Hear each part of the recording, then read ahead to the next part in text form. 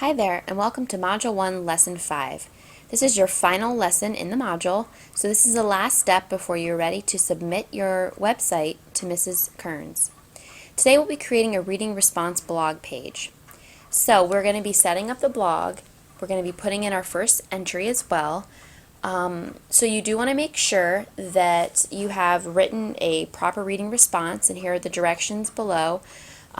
Your reading response should be done in your reader's notebook.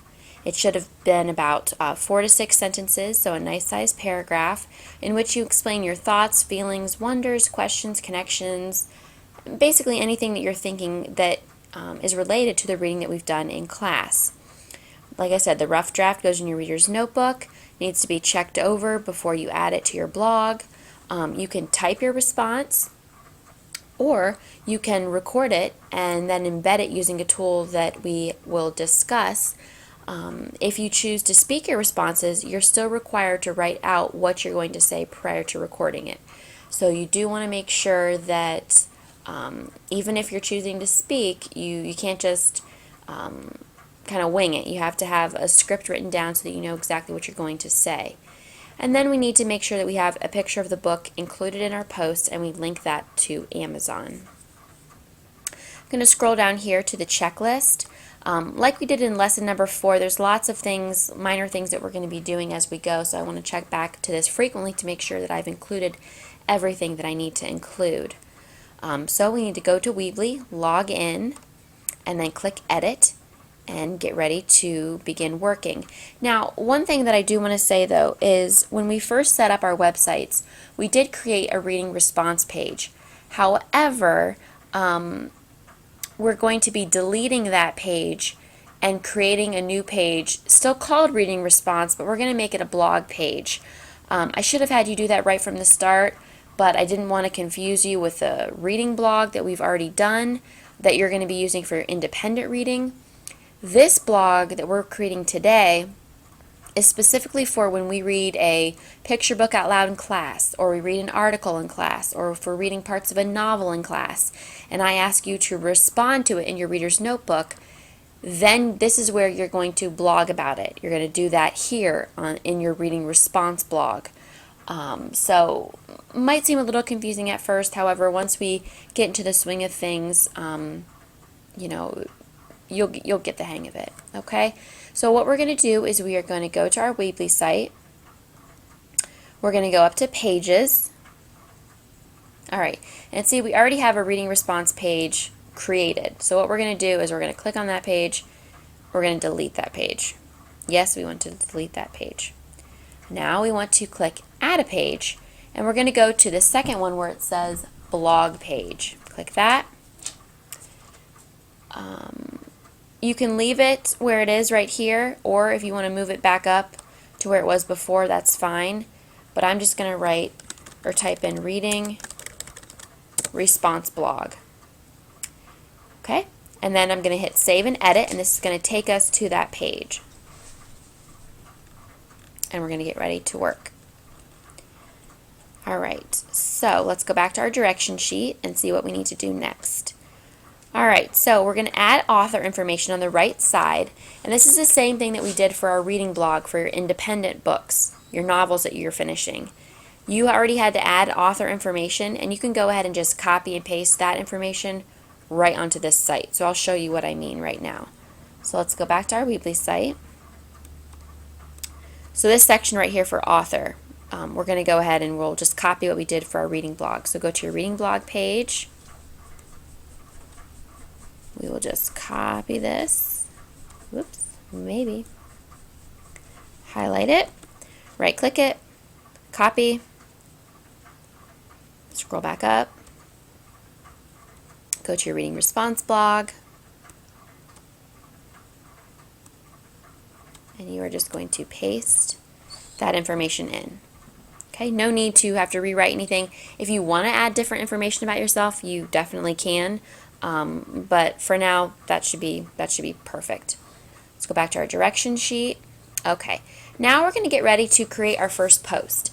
And for our first post, we are going to title it Chrysanthemum Reading Response. Now, Chrysanthemum is a picture book that we've read in class together, and we've discussed it. And so you are going to take the response that you wrote in your reader's notebook and you're going to type it here.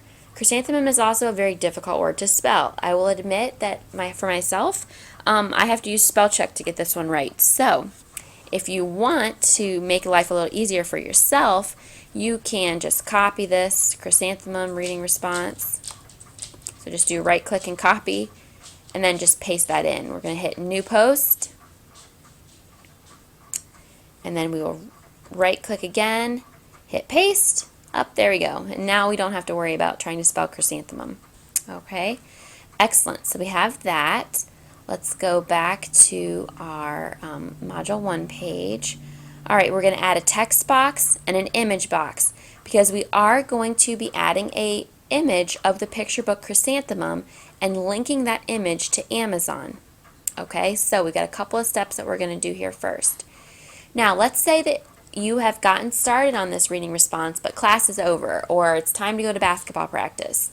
You can always hit save to draft and it will not post until you're ready. Okay, once you hit save, then that means it's going to be published live. Okay, so saving it to draft just means, okay, I'm not quite totally done. Then you can go back to working on it. Okay, so let's add our text over here. And we're also going to add an image. All right, so right here, this is where you're going to type in your reading response. Okay, so you're just going to type it right from your reader's notebook. And then we also want to upload an image. Okay, now, like I told you, I like to link all of my images to Amazon. That way, students can learn, you can find out how to buy the book if you like, but Amazon also does a little review or a little summary of the book so that you're able to see what the book is about if it's one that you haven't read yet. But we have all read this since we did it in class together. So I'm going to go to Amazon.com. I'm going to search Chrysanthemum by Kevin Henkes. Here it is. I'm going to click on it. Alright, now in order to get our image, I'm going to right click, I'm going to save image as, make sure I'm on my desktop, and I'm just going to write, I'm going to type in the title of the book,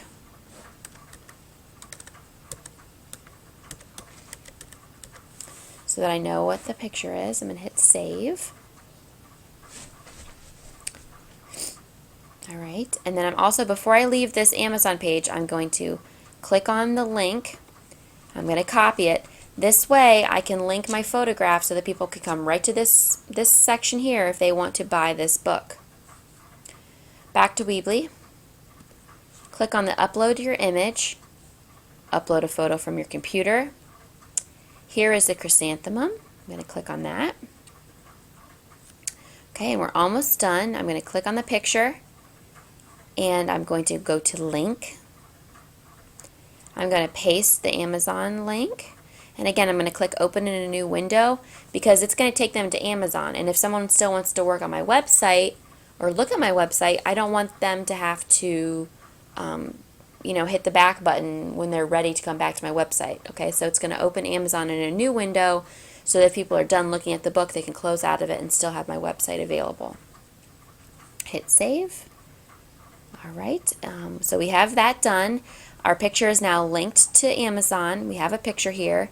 We're going to have our reading response all typed in. Let's go back to our checklist to see what else we've done. So we've got all of those items done. All right, now we are ready to click the yellow Publish button to allow others to see our website. And that's the last step in Module 1. So we're ready to submit the work to Mrs. Kearns. And this is asking you to copy and paste your web address to the contact form on the Module 1 page and then hit submit. So what we're going to do is we are ready to publish. So we're going to click publish. Now let's say I don't know what my website is off the top of my head, or I don't want to type this whole thing in. What I like to do is I'm going to open this in a new window. This is my site that the public sees. Okay, this is the site that cannot be edited. I'm going to copy this.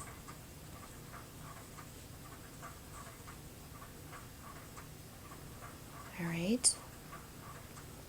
Now we're going to go to Mrs. Kearns' website. I'm going to go to the ePortfolio section, click on the Module 1 section.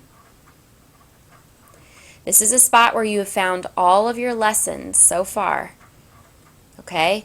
You want to go over this rubric one last time before you hit submit. Make sure that you have the spelling, punctuation, capitalization, your photos are linked, you have the proper titles, you have all of the correct writings added. Make sure you have everything that you need ready to go. Okay? If you also aren't quite sure how something should look, here's again a link to my ePortfolio site. You can check out my ePortfolio and see what I have. Here's where you're going to submit your work. You're going to type in your name, your email address,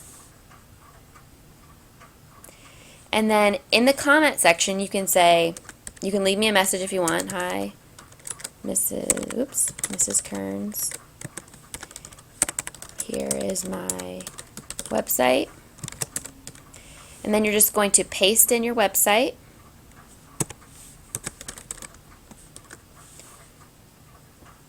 And then you hit submit. Now if you don't want to leave me a message, that's fine. You don't have to. But what I am most concerned about is making sure that you have your web address in here so that I can click on that. It'll come into my email so I'll know when it's done. I will click on your website, I'll go through, I'll grade it, we'll conference about it, and that will be that. Don't forget to hit submit. Alright, and then this lets you know, thank you, your information has been submitted. So once the contact form is gone and you see this little message, you know that your work has been submitted. So you don't have to say, Mrs. Kearns, did you get my work? Did you get my work? This lets you know that I, in fact, have your work. I might not have checked my email yet, but as long as you see this message, you know I have your work. Alright? If you have any other questions, about this module, you can rewatch certain sections of this video or see me in class, or as always, you can email me. Congratulations on completing Module 1. I look forward to reviewing your work.